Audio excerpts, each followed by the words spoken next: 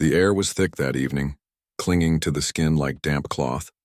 In the Louisiana bayou, summer nights had a way of pressing down on a man, suffocating him with their weight. Cicadas shrilled in the distance, their song mingling with the soft croak of frogs and the steady drip of water from the low-hanging cypress branches. The bayou never truly slept. It breathed, it pulsed, it whispered. It was on such a night, just past dusk, that a fisherman poling his skiff through the reeds made a discovery that would send fresh waves of unease through the parish. His lantern bobbed, casting a fragile cone of light across the black surface of the water. The smell of rot and algae clung to the air, familiar yet stronger than usual. He slowed, peering into the reeds, and there, tangled among roots, his limbs slack as if in surrender, floated the body of a man. His shirt billowed ghost-like in the current, his face pale beneath the wavering light. The fisherman steadied himself, throat dry. Death was not uncommon here. The water claimed many who misjudged its depth or underestimated its current. But this man was no stranger. This was the husband of Eleanor Wraxley.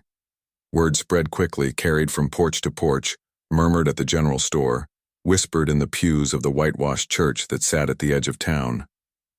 Another man, another husband of the widow Wraxley, lost to the water. For some, sympathy came first. Poor Eleanor, they said, cursed to lose her men, each one taken from her by the same cruel hand of fate. But others were less forgiving, less inclined to believe that lightning could strike in the same place so many times. They lowered their voices and narrowed their eyes. How many husbands could one woman bury before suspicion clung to her like the swamp mist? Eleanor herself gave little away. She appeared at church the following Sunday dressed in black crepe, her veil drawn, her posture upright. The congregation watched her closely, searching her face for cracks of grief or guilt. They saw composure, poise, even beauty, that refused to wither in widowhood. Some said she was merely strong, hardened by loss. Others swore her calmness was unnatural. In the towns and parishes of Louisiana, reputation was as fragile as the lace on a Sunday bonnet. A widow was pitied, yes, but she was also watched. And Eleanor Wraxley, with her succession of drowned husbands, was watched more closely than most. Each funeral she attended seemed to draw larger crowds, not of mourners, but of the curious. And each time as the hymns rose and the caskets lowered, the whispers grew louder. The bayou, meanwhile, kept its secret.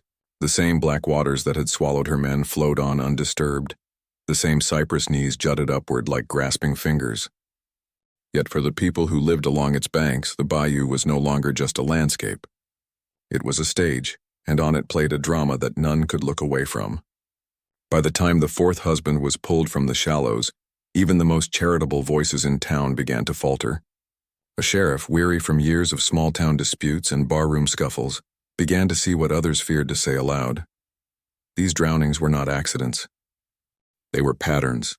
Still, no one dared confront Eleanor directly. She moved about with dignity, attended services, and kept her household. To accuse her openly was to invite scandal, to risk being wrong in a town that would not forgive slander. Yet the questions refused to die. Was Eleanor Wraxley truly a woman cursed by cruel fate, each of her husbands marked for drowning by the hand of Providence? Or was there something darker at work beneath the surface of those waters, something cold, deliberate, and human? The answer would take years to come to light, dragging lawmen, neighbors, and eventually the entire parish into a tangle of suspicion and fear. And at the heart of it all stood a woman whose name would become legend, Eleanor Wraxley, the Bayou Widow. How many men had to drown before the truth of Eleanor Wraxley would surface? To understand the strange and unsettling tale of Eleanor Wraxley, one must first understand the world that shaped her. Louisiana in the early 1900s was a place balanced uneasily between old traditions and creeping modernity. The Reconstruction era had left scars that lingered in memory, though the world outside the swamp spoke of progress, railroads, electricity, telephones. Yet deep in the parishes, in the villages carved out along the bayou's edge, life remained as it had for generations, slow, humid, and insular. The land itself resisted change. The swamps stretched endlessly, a labyrinth of cypress and willow draped in Spanish moss. The air hung heavy with the scent of wet earth, fish, and decay. Mosquitoes rose in clouds at dusk, and the cries of unseen creatures echoed through the night. To live here was to live with constant reminders of mortality. A misstep into deep water, a fever that settled in the lungs, a rattlesnake bite on a dirt path. All could end a life quickly. It was within this world that Eleanor was born in 1879, the daughter of a river trader named Isaac Fontaine, and his frail wife, Margaret. Isaac carried goods along the Mississippi and its smaller arteries, hauling everything from barrels of sugar to bolts of cloth. His work kept him gone for weeks at a time, and when he returned, he carried not only supplies but also stories of bustling New Orleans streets, of gamblers on riverboats, of men ruined by bad whiskey and worse luck. Eleanor's childhood was marked by absences. Her father's long trips and her mother's declining health meant she spent much of her youth in solitude, wandering the banks of the bayou. Neighbors remembered her as a quiet child, one who would sit for hours staring at the water. Her skirts, damp from the reeds, her eyes unblinking as if the current spoke to her, while other children dared each other to jump from rope swings or raced barefoot down the dusty roads. Eleanor lingered in the shadows, her company the frogs and herons. When Margaret Fontaine died of a lingering fever, Eleanor was only 13. Isaac remarried a year later, a pragmatic decision meant to keep house and manage the girl's upbringing. But Eleanor never grew close to her stepmother. By her late teens, she had developed a reputation, striking in her beauty-pale skin, dark, hair that caught the light, and eyes a shade too cold to be called warm yet withdrawn, always keeping her thoughts guarded. In rural Louisiana society, a young woman's fate was often bound to marriage. A girl might be admired for her looks, but she was judged by her ability to keep a home, raise children, and provide companionship to a hard-working husband. Widows, conversely, occupied a complicated space. They were pitied, yes, but also watched with suspicion, especially if they were still young enough to remarry. A widow who remarried quickly was whispered about. A widow who married more than once risked becoming a figure of rumor, of gossip. The Wraxleys, whom Eleanor would later marry into, were a modest but respected family. They owned a patch of fertile land that yielded sugarcane and a small herd of cattle. Their sons, like many men of the parish, grew up hunting in the swamps and poling skiffs through the bayou waters. They were not wealthy by city standards, but by local measure they were stable, hard-working men with prospects. For a woman like Eleanor, marriage into such a family seemed both natural and fortunate. Her beauty, her poise, and her air of quiet mystery made her desirable. Suitors noticed her in church pews, her head bowed in prayer, and wondered what thoughts lay hidden beneath her composed exterior. To the women of the town, however, Eleanor was more complicated. Some envied her looks, others mistrusted her reserve. In communities where gossip was as common as the sound of church bells, silence was rarely interpreted as innocence. Still, in the early years, no one could have foreseen what lay ahead. Eleanor's first marriage seemed ordinary enough. Tragedy was not uncommon in the region, and accidents in the water were an unfortunate fact of life. But as time passed and as more coffins followed, the line between accident and malice began to blur. By the turn of the century, the town had already begun to change. Automobiles were appearing on dirt roads. The telegraph carried news faster than the riverboats ever could. But in the bayou parishes, the old ways of suspicion and superstition held strong. Curses, fate, and bad omens were spoken of as often as facts, and it was within this fertile ground of half-belief and whispered fear that Eleanor's story would take root. The stage was set: a beautiful widow, a string of husbands lost to the waters, and a community torn between pity and suspicion. In a place where the bayou gave life and just as easily took it away, how could anyone be sure whether Eleanor Wraxley was cursed, or whether she was something far more dangerous? Eleanor was 21 when she married Thomas Wraxley, the eldest son of the family whose name she would carry for the rest of her life. Thomas was a fisherman by trade, strong-shouldered and sunburned from long days on the water. He was not wealthy, but he was steady, dependable, and kind. Those who knew him spoke of his easy laugh and the way he doted on his young bride. Their home was a small cabin on the edge of the swamp, built of cypress planks that creaked with the weather. Eleanor tended the household while Thomas worked the waters, often returning with catfish, shrimp, or the occasional gator hide to sell in town. For a time they seemed happy. But 2 years into the marriage, tragedy struck. One storm-lashed evening, Thomas failed to return from a fishing trip. His skiff was found drifting near a stand of reeds, the oars gone. His body surfaced days later, pale and bloated, a mile downstream. The parish priest officiated the funeral, and the congregation sang hymns beneath a heavy sky. No one suspected foul play. Men drowned often in the bayou. Storms came without warning, and even the strongest swimmers could vanish beneath the current. Eleanor, dressed in black, accepted condolences with quiet dignity. The community pitied her, a young widow so early in life. 2 years passed before Eleanor remarried. This time her husband was not a fisherman but a merchant, Charles Dupré, who ran a small trading post. He was older, with ambitions of expanding his business, and he admired Eleanor's refinement and reserve. Their union was practical. Eleanor gained stability. Charles gained a wife who lent his enterprise an air of respectability. But after only a year, Charles too was gone.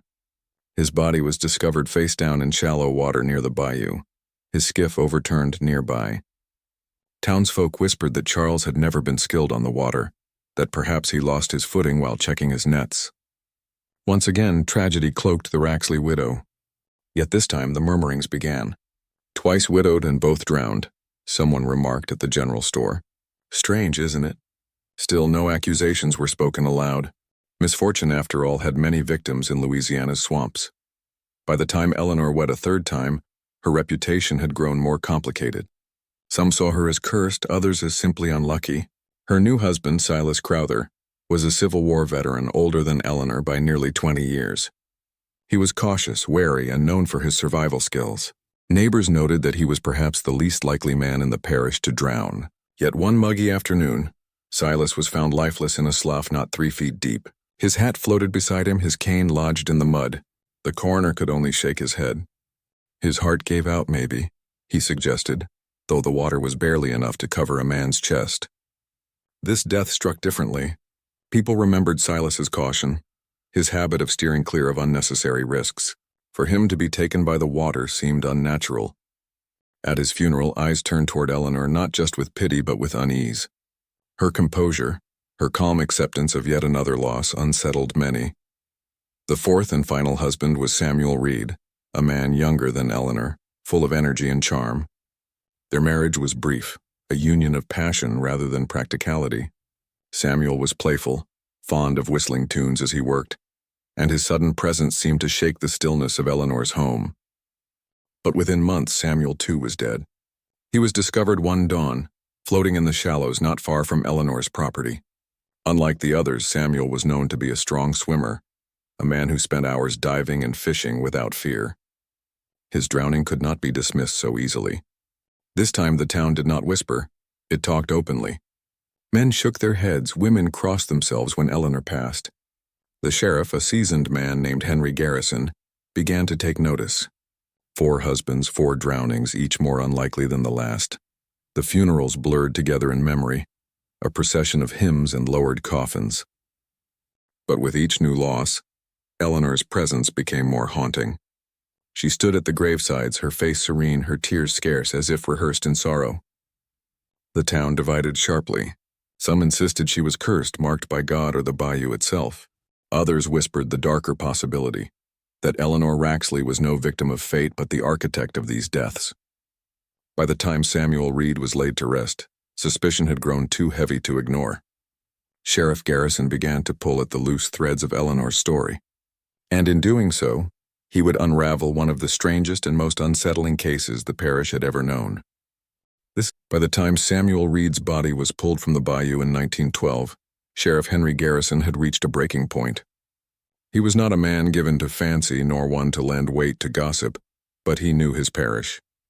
He knew the dangers of the swamps, the accidents that befell even the most seasoned fishermen, yet he also knew that 4 drownings, all tied to the same woman, could not be coincidence forever. The challenge was proof. In an era before modern forensic science, establishing murder by drowning was nearly impossible. Autopsies were rudimentary, often limited to a cursory examination by the parish coroner. Bruises might be dismissed as the result of water currents or the body's struggle. Without witnesses, without a weapon, suspicion could only go so far. and Eleanor Wraxley with her black dresses and steady gaze gave little away. Still, the sheriff began to gather what he could. He spoke to neighbors, noting their unease. One woman admitted she had seen Eleanor walking alone by the water late at night, her lantern swaying in the reeds. Another recalled hearing sharp words between Eleanor and Samuel Reed, just days before his death. Others whispered about small insurance policies, not large but consistent, that Eleanor collected after each husband's passing.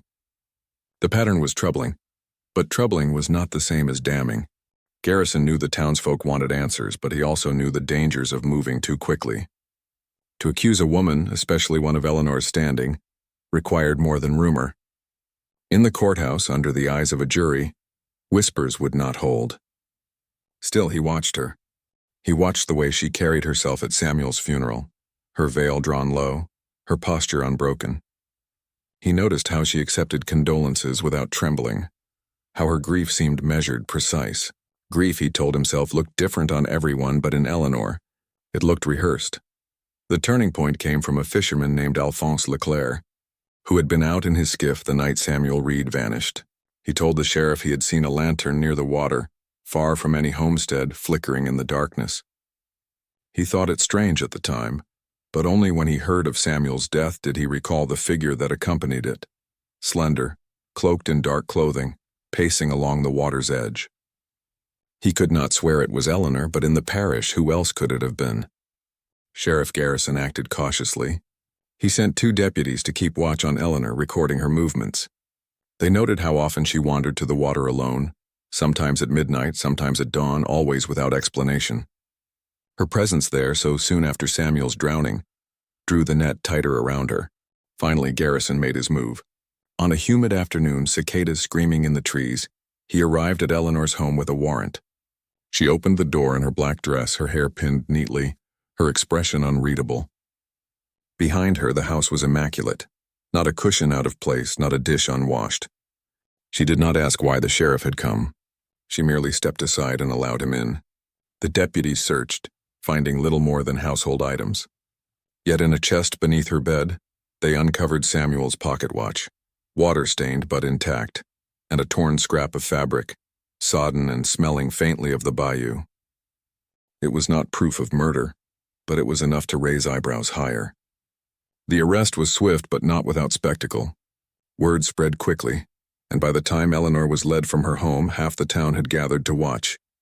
Some jeered, shouting accusations of witchcraft and murder. Others stood silently, hats in hand, their faces troubled. To see a woman accused in such a manner unsettled them. Eleanor herself remained composed. She did not cry, did not shout, did not plead her innocence. As she was placed into the sheriff's wagon, she lifted her chin and looked out at the crowd, her gaze steady, as if daring them to meet her eyes. Some swore later that her expression was not fear but defiance. Sheriff Garrison drove her to the parish jail, the wheels of the wagon grinding against the dirt road. The air was heavy, the sky bruised with oncoming rain. The sheriff kept his eyes forward, but in his mind, questions gnawed. Did he have enough to hold her?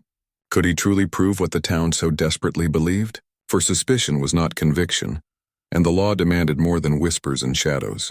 Eleanor Wraxley might have been taken into custody, but the truth of her husband's deaths remained hidden beneath the black waters of the bayou.